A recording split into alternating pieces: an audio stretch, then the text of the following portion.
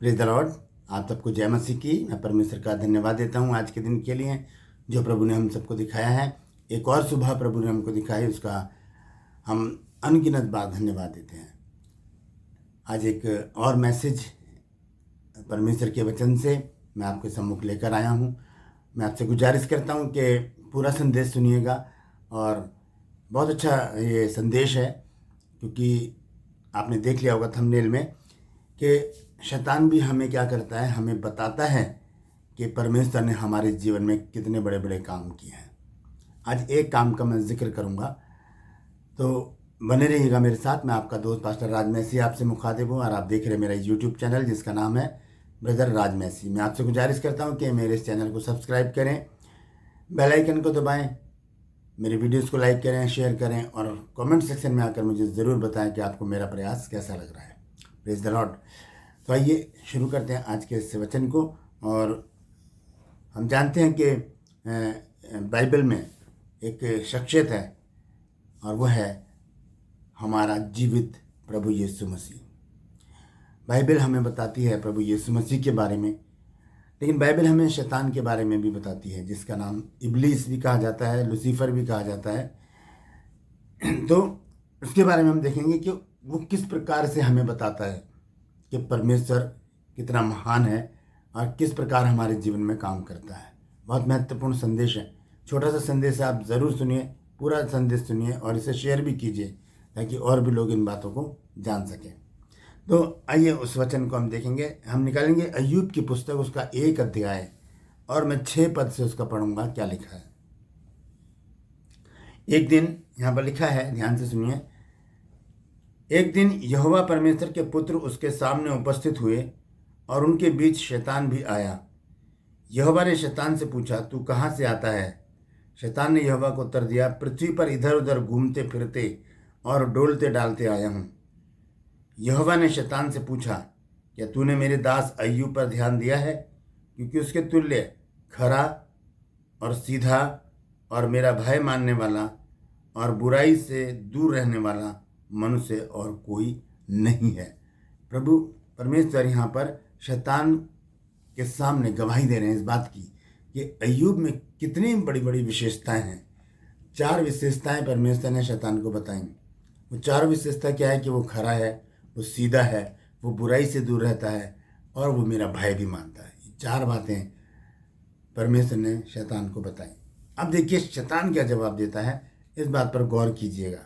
किस प्रकार से वो हमें बताता है, हम पढ़ने वालों को बताता है, सुनने वालों को बताता है कि परमेश्वर उन लोगों के जीवन में कितना बड़ा काम करता है जो खराई से चलते हैं, सिधाई से चलते हैं, परमेश्वर के भय में चलते हैं और बुराई से दूर रहते हैं। ये 4 बातें जिनके अंदर होती हैं, उनके विषय में शैतान हमें यहाँ पर बताता है कि परमेश्वर क्या करता है। आइए देखें क्या लिखा है आगे।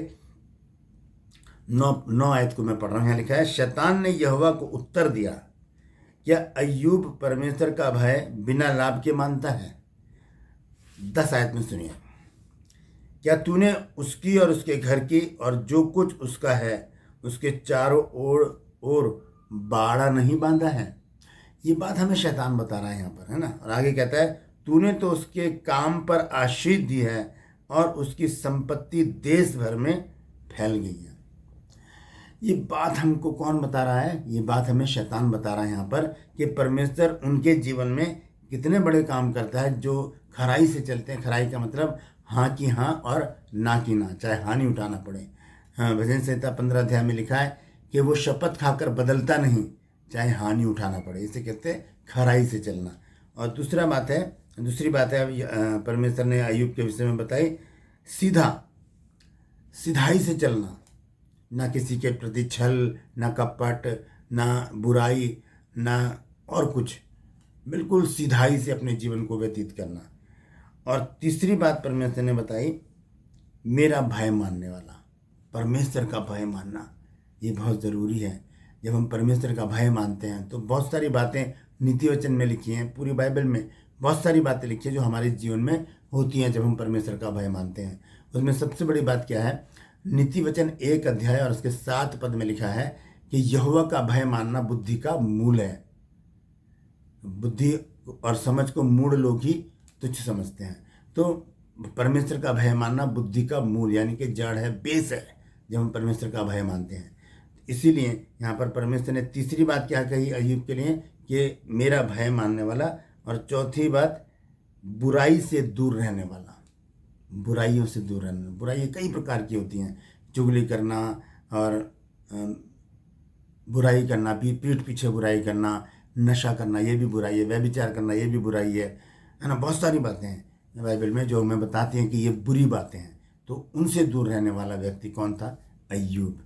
जब इतनी बातें अय्यूब के अंदर परमेश्वर ने देखी हैं, तभी तो उसके चारों ओर बाड़ा बांधा है, जिससे कि शैतान वहाँ एंट्री नहीं कर पा रहा, शैतान अंदर घुस ही नहीं पा रहा। इसलिए वो बताता है, वो बात करते हुए बताता है परमेश्वर को, कहता है, क्या कहता है 10 आयत में, क्या तूने उसकी यानी कि अय्यूब की, उसके घर के चारों तरफ और जो कुछ उसका है, जो कुछ भी है जो उसका है, उसके चारों ओर बाड़ा नहीं बांधा।